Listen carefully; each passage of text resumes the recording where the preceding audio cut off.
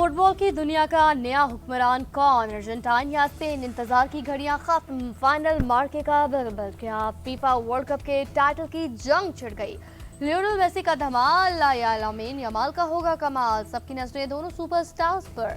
Argentina ने title जीता तो दिफा करने वाली तीसरी टीम होगी। 64 साल में कारनामा अंजाम देने वाला पहला मुल्क बन जाएगा। स्पेन 2010 की तारीख दोहराने के लिए बेताब। फातेह टीम को $5 करोड़ की इनामी रकम मिलेगी, जो पाकिस्तानी 14 अरब रुपए बनते हैं। पहली बार फातेह टीम को ट्रॉफी और मेडल्स के साथ खुसूसी अंगूठियां मिलेंगी। अमेरिकी सदर ट्रंप स्टेडियम में बैठकर मैच देखेंगे। चैंपियंस को ट्रॉफी देंगे।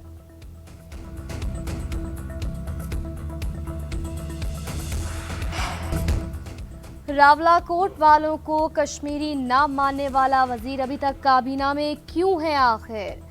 चेयरमैन पीपल्स पार्टी ने एक बार फिर वजीर दिफा को निशाने पर ले लिया। कोटली में इंतखाबी जलसे से खिताब करते हुए कहा, ख्वाजा आसिफ के बयान पर आज तक वजीर आजम का रद्द-ए-अमल नहीं आया। जब तक वजीर दिफा काबीना में हम बयान को ऑफिशियल बयान समझेंगे। वफाकी हुकूमत ने ये क्यों किया? वजीरों को खुद से दूर करें जो ऐसे बयानात देते हैं और कश्मीर को नुकसान पहुंचा रहे हैं। बिलावल भुट्टो ने एक बार फिर ट्रुथ कमीशन बनाने का मुतालबा कर दिया। कमीशन की तहकीकात के लिए कदम एक्शन कमेटी से एहतजाज खत्म करने की अपील। कहा, अगर मसला रावला कोट में है तो कोटली में इंटरनेट क्यों नहीं चल रहा? ये आज़ाद कश्मीर की तारीख का अहम तरीन इलेक्शन है। 27 जुलाई को पीपल्स पार्टी शेरों का शिकार करेगी। आज़ाद कश्मीर में हम हुकूमत बनाएंगे। विफाक में हमारे दोस्त शहबाज शरीफ की हुकूमत है।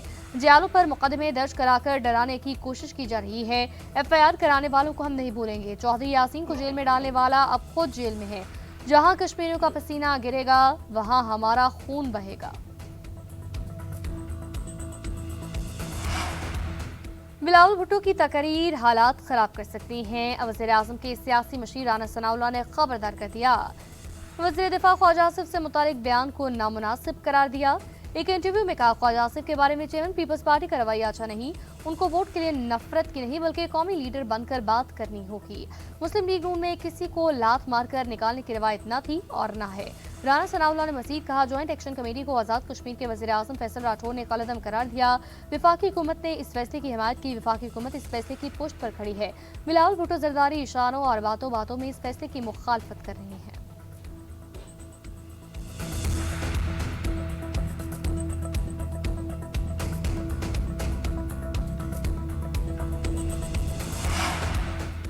बिलावल भुट्टो कश्मीर में नून लीग के वज़रा की जानिब से भड़काई आग को ठंडा करने की कोशिश कर रहे हैं। सिंध के सीनियर वज़ीर शर्जील इनाम मेमन का राना सनाउल्लाह के बयान पर रद्द-ए-अमल। कहा, विफाकी वज़रा ने गैर संजीदा सियासत करते हुए कश्मीरी अवाम की तौहीन की। अब गुरूर और तकब्बुर का आलम यह है कि नून लीग के वज़रा अपने बयानात पर माज़रत करने से भी गुरेज कर रहे हैं।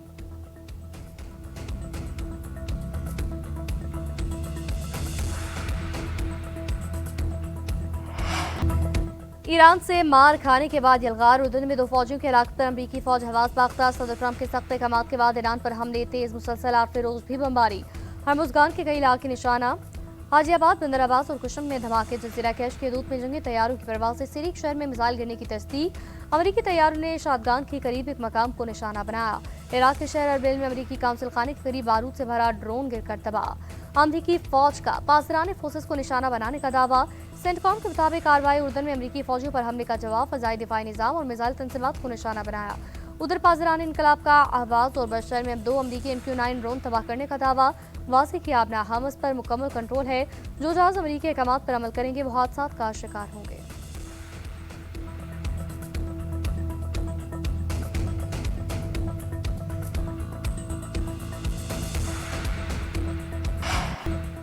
ईरान के खित्ते में अमरीकी तंसीबात पर ताबड़तोड़ वार। कुवैत, उर्दन, बहरीन में हमले। कुवैत में 2 अमरीकी फौजी अड्डों को निशाना बनाने का दावा। लदीदी कैंप के असलहा डिपो में आग भड़क उठी। अल-सालम में बेस पर पेट्रोल, दिफाई निजाम और रडार पर भी हमले। कुवैत में भी सायरन बज उठे। फौज के मुताबिक दिफाई यूनिट्स मुतहरिक है। मिसाइल और ड्रोन्स को फजा में तबाह कर रहे हैं। ईरान ने उर्दन के शहर अकबा की तरफ मिसाइल दागती। इसराइली फौज का दावा।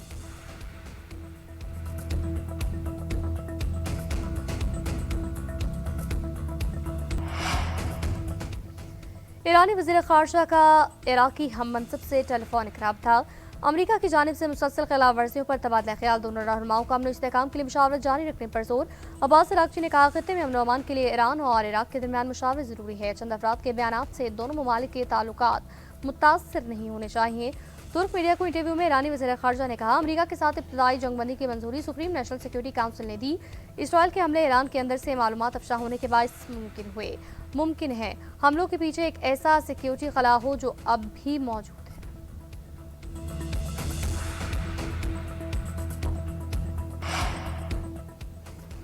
कुवैत की जानिब से बिजली और पानी की तंसीबात पर हमलों की मजम्मत। सिविलियन इंफ्रास्ट्रक्चर पर हमलों का जिम्मेदार तेहरान को करार दिया। सऊदी अरब की कुवैत, बहरीन और उर्दन पर ईरानी हमलों की मजम्मत।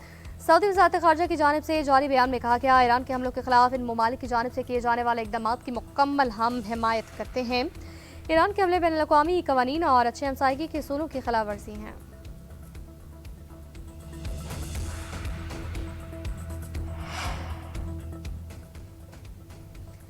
बानी पीटीआई की बहन नूरीन नियाजी की मार्का हक से मुतालिक हर्जा सराई एनसीसीआई ने एक्शन ले लिया। नोटिस जारी करके आज तलब कर लिया। अदम तामील पर कार्रवाई का भी कह दिया। नूरीन नियाजी को सोशल मीडिया पर रियासती इदारों के खिलाफ झूठा और इश्तियाल अंगेज मवाद फैलाने पर तलबी का नोटिस जारी किया गया। नूरीन नियाजी ने एक इंटरव्यू में मार्का हक से मुतालिक मुतनाज़ दावा किया था।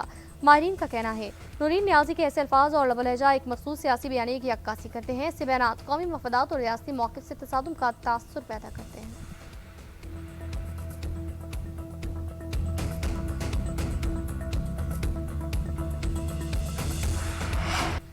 माल के हक से मुतालिक नूरीन नियाजी का बयान काबिल मज़म्मत और अफसोसनाक। वफाकी हुकूमत ने बानी की बहन का बयान नाकाबिल माफ़ी करार दिया। वज़ीर इत्तलात अता ने लाहौर में तकरीब से खिताब करते हुए कहा, नूरीन नियाजी के बयान पर पाकिस्तान भर में गम और गुस्सा पाया जाता है।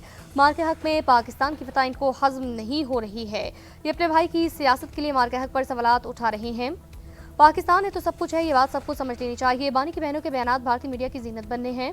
विफाकी वज़ीर तारिक फजल चौधरी की भी शदीद तनकीद। बोले, बानी पीटीआई और इसकी फैमिली पाकिस्तान मुखालिफ बयानात का कोई मौका हाथ से जाने नहीं देती। माल के हक में पाकिस्तान की कामयाबी को दुनिया ने तस्लीम किया। ऐसे बयानात मुल्क के मफाद के मुनाफी हैं। वज़ीर मुमलिकत तलाल चौधरी ने कहा, पाकिस्तान के इस्तेकाम से खेलने वालों को कोई रियायत नहीं मिलेगी। पाकिस्तान में भी फुटबॉल का जुनून सर चढ़कर बोलने लगा। शायकीन पुरजोश फाइनल मार्का देखने के लिए बड़े बड़े एहतमाम किए। लाहौर, कराची, इस्लामाबाद समेत मुल्क के मुख्तलिफ शहरों में बड़ी बड़ी स्क्रीनें। शायकीन अर्जेंटाइन और स्पेन के दरमियान फुटबॉल की दुनिया का सबसे बड़ा टाकरा स्क्रीनों पर देख रहे हैं। इस्लामाबाद डी चौक, लिबर्टी चौक, लाहौर और कराची के इलाके लियारी में मैच देखने वालों का रश।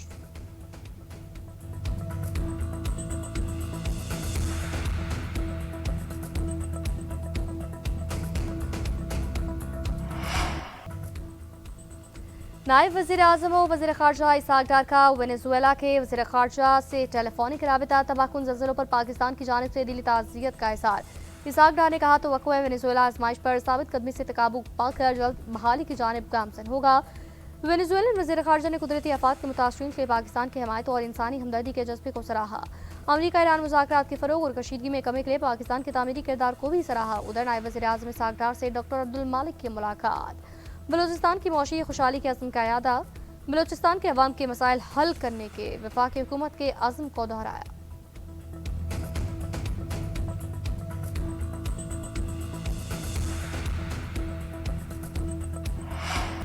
आज़ाद कश्मीर इंतखाबात में इंतखाबी अमल का पहला मरहला आज होगा। इंतखाबी अमले के लिए मुलाज़मीन की पोलिंग होगी। नोटिफिकेशन जारी कर दिया गया। इंतखाबी ड्यूटी पर मामूर से मुलाज़मीन हक़ राय दही इस्तेमाल करेंगे। इलेक्शन कमीशन के मुताबिक मुलाज़मीन की पोलिंग मुतल्लिका ज़िलाई हेडक्वार्टर्स में कायम पोलिंग मराकज़ पर होगी। पोलिंग के लिए इंतखाबी सामान तमाम अज़ला में पहुँचा दिया गया। इलेक्शन कमीशन, डिस्ट्रिक्ट रिटर्निंग अफसरान और रिटर्निंग अफसरान और ज़िला इंतज़ामिया ने तमाम इंतजाम मुकम्मल कर लिए।